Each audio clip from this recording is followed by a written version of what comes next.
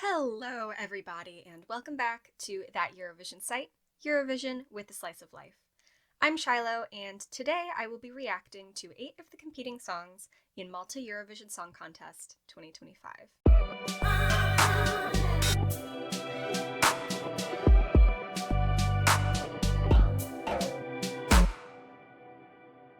Now, there is a running joke internally on the website that I am a huge Malta fan. I love Malta. This is not actually true. I have never really listened to MESC. I've never watched it before. I don't make a habit of listening to the competing songs. I generally just listen to the winner after the fact, often a couple weeks after the fact. So I don't know a ton about what I'm getting into here. I know that it is a national final kind of notorious for low quality, but I am going to go into this with an open mind. I don't know anything about these artists. My mind is blank. It's blank. So this is going to be interesting, and let's just get into it. Alright, the first song I will be reacting to is Qalb by the Adria twins. And I apologize preemptively for any butchering of the Maltese language that I do today. She has a pretty voice. I'll tell you something, this is making me appreciate the beauty of the Maltese language in a way I haven't really thought about before. No, we're getting some harmony. Okay. I was definitely pronouncing this song title wrong. Sorry. Yeah, this is pretty. It's okay. Okay. Powerful, kind of anthemic feeling bridge. I like. Okay, low range. Sounds pretty good. They're elaborating on the melody here a little. I'm not sure if we've had a key change. It feels like we were supposed to, but I'm not sure if we did. Okay, that wasn't bad. It was a nice sort of standard feeling ballad.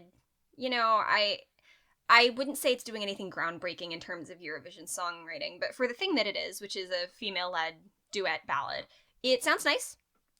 It sounds nice, and I don't have really any outright complaints with it. I like that it's in Maltese, even though it is definitely reinforcing the knowledge that I really don't know anything about how the Maltese language works, but it makes Maltese sound really nice.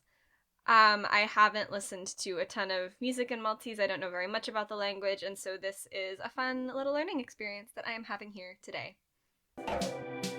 Up next is Għażliet. I'm sorry. By Dario Bezzina featuring Żeppi l-Muni. So what I know about this one is that it was a replacement song after a different entry had to bow out for a rule violation.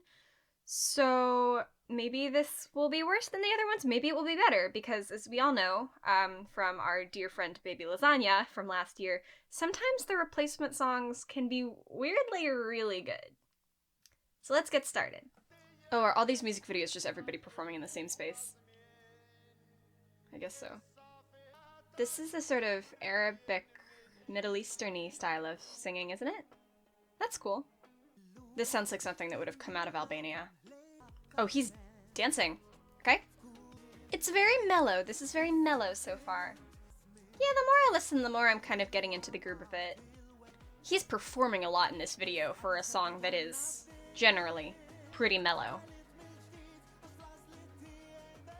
But maybe it's a stylistic thing that I'm culturally missing. I don't know.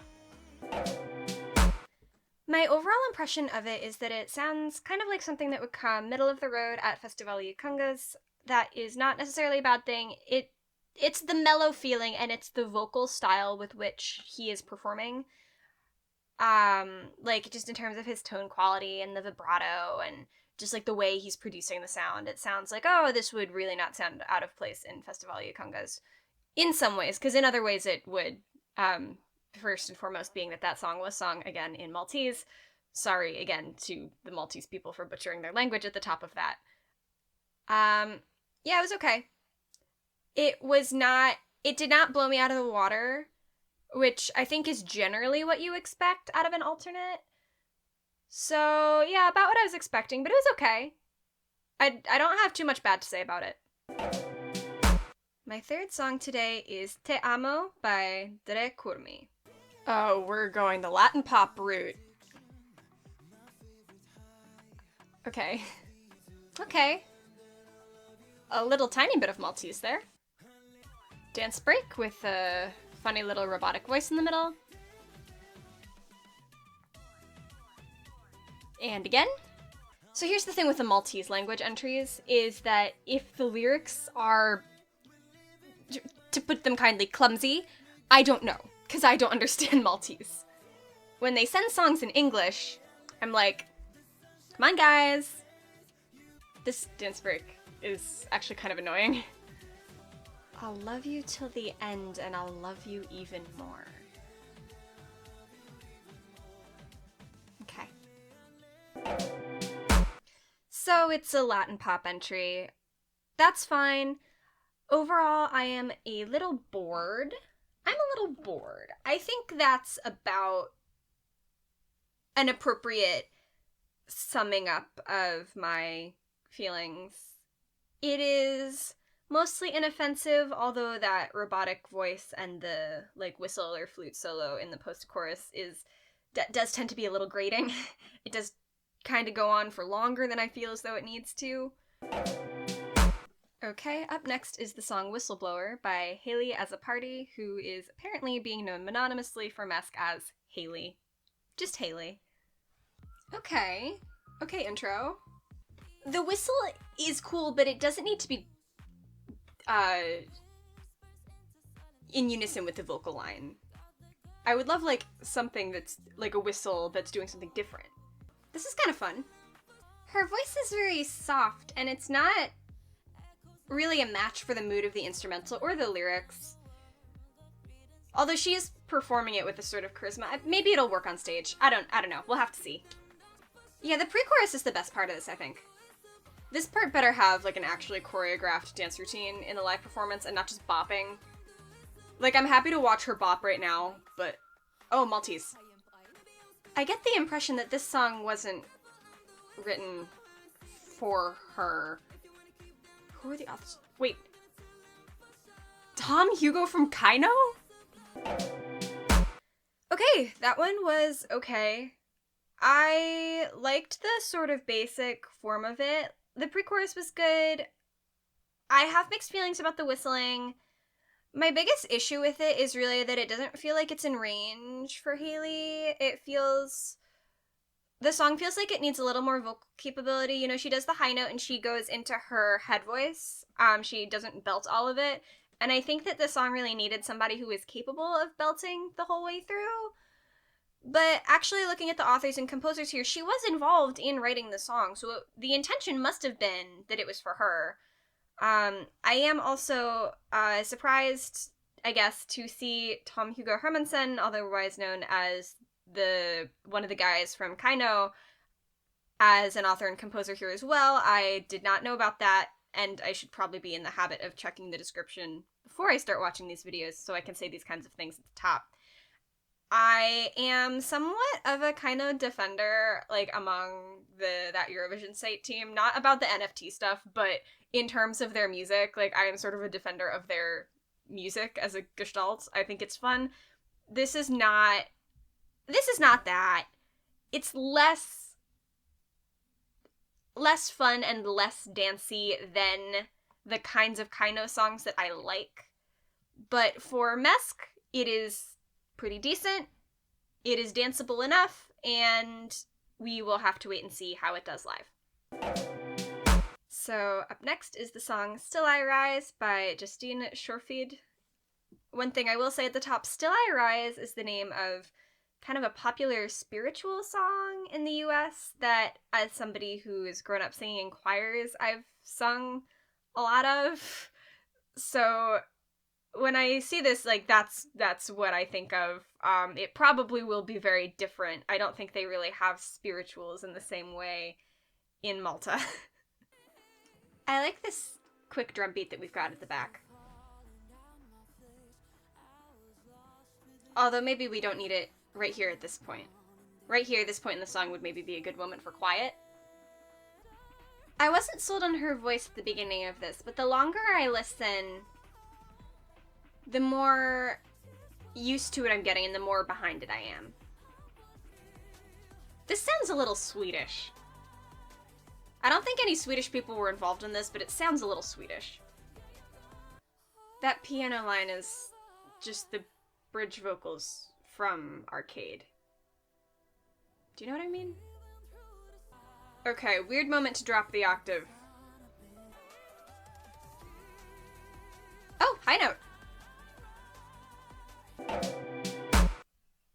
That was pretty good, actually. It took me a minute to sort of understand what was going on, and there were definitely some compositional choices here that I found a little questionable. You know, moments where the song was speeding up and had that intense drum beat where I was like, maybe you should not be doing that. And I'm also a little bit concerned about the runs at the end. Like, are you going to have live backing singers singing the melody there while Justine is singing the runs? Or, like what's happening? What's going to happen? I don't know. But oddly, I kind of like this one. I think this is on the better side of what I've listened to today so far, although I still do have 3 more songs to go, so we will see how I feel about that at the end. Now, my next song is Festa, No Time for Siesta by JVF. JVF meaning Jessica Victoria Fabrizio.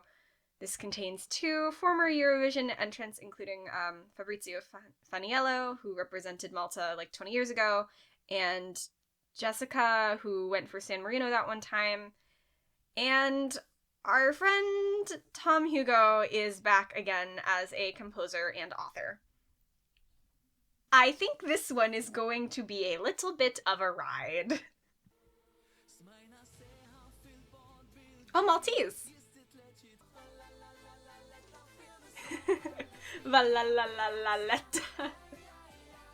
I'm definitely hearing the Kaino influence here. Why is this good? Why do I like this a lot? Oh, we're rapping. That could have been better. They could fix it. This is so stupid. It should feel so basic, but I'm actually having fun. That chord was weird. Okay, that mini breakdown was a bit odd. Yeah, that definitely felt like a Kaino song in the chorus.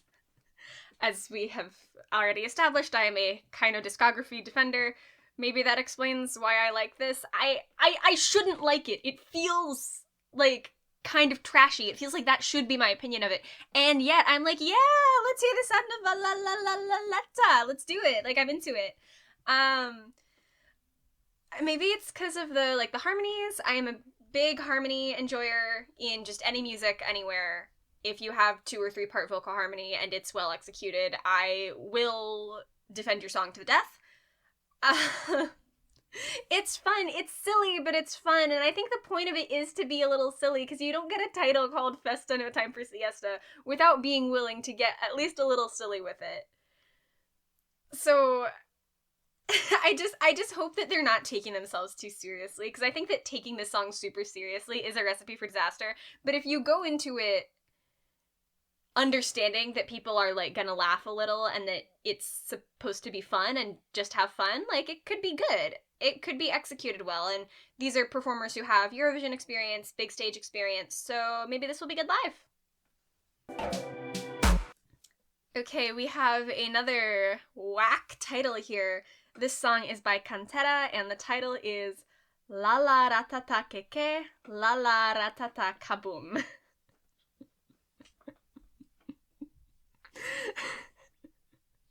I have to say it really slowly, because otherwise it's gonna sound like I'm key smashing with my voice. I am really, really curious to see what is about to happen. This is interesting. Oh, it's folk. This is another one. Like, the vocals and the flute don't need to double each other. Let them do something different. And they just repeat this for a bit over some synth. Okay. Not particularly vocal heavy is this one. San Juan? This part is sort of fun and interesting. That noise is just so odd. I am sorry to the whatever Maltese traditional instrument that is, it sounds odd. Oh, the song could have ended there, and it didn't. Now, I liked this. It is now getting old. Now, I don't know too much about Maltese folk music, But I am getting the distinct impression here that everybody wants to be Goa, or Goe. You know, the band from Ukraine that did Shum a few years ago. That one. I liked it mostly. It was a little bit of an odd fusion entry, but I did not hate it. There are parts of it where I'm like, oh yeah, this is really nice, this is really fun, I can get into it. And then they do that thing over and over and over, and I'm like, alright, enough already. But depending on how they perform this, they could be able to sort of make that feel different every time live through staging choices or vocal choices that I'm not necessarily hearing on the recording. So, could be good. And finally, Kelsey Attard and the song Love Me Loud. This is sort of good. This is like early mid-2000s US pop radio. I'll admit I'm a little concerned about the amount of overacting she's doing in this video. She's really going hard on this vocally. She knows exactly how she wants to sound, and by God, she's gonna sound like it. Harmonies. The instrumental is really a little basic. I would like a little more going on, and I think that would really elevate the song. These runs are messy. I'm sorry, Kelsey, but they are. Okay. Total rhythmic and mood change. This is kind of good, as was the other bit, but I don't think they belong in the same song. Overall, that was pretty good. I have some questions, I guess, about how she's singing, but it's a recording. She could do really well live, I don't know. And that outro, like, okay. I enjoy the majority part of the song, okay. I enjoyed that outro, okay. It was too short. The transition between the two of them was weird. It doesn't feel like they belong in the same song. But overall, honestly, I'd say this is in the top half of the 8 songs that I have just listened to. So that's it. Those are the 8 songs that I have been drafted to listen to. Honestly, they were kind of better than I was expecting them to be. Like, there was nothing that really, like, blew me out of the water levels of great, but there were entries that were really fun, and there were entries that I'm like, okay, this could sound really good live, and, you know, I am going to be live tweeting the Malta Eurovision Song Contest semifinals, I think both of them this year, so I will get to see all of these songs performed live and formulate new opinions on them, and so that will be pretty cool. So if you would like to watch me live tweet Malta Eurovision Song Contest 2025 and also some other stuff, and also other people will be live tweeting, you should follow us on social media. We are on Blue Sky, Twitter, Instagram, TikTok, Facebook, all the places at that Euro site. We have a website, you know, like the titular website of that Eurovision site is thateurovisionsite.com. We are bringing you all the latest Eurovision news, as well as interviews, editorials, and more. So you should check that out. You can also like and subscribe and leave a comment on this YouTube video. This is one of 3 videos with reactions to the Malta Eurovision Song Contest songs, so keep an eye out for those other 2 videos. And this is also one of 3 YouTube videos that I am filming today, January 9th, 2025. So also take a look at our YouTube to watch me react to the Dora songs and talk about Theo Evan for Cyprus, because that's what's on my agenda today when I'm done with this. Thank you very much again for watching. Bye-bye!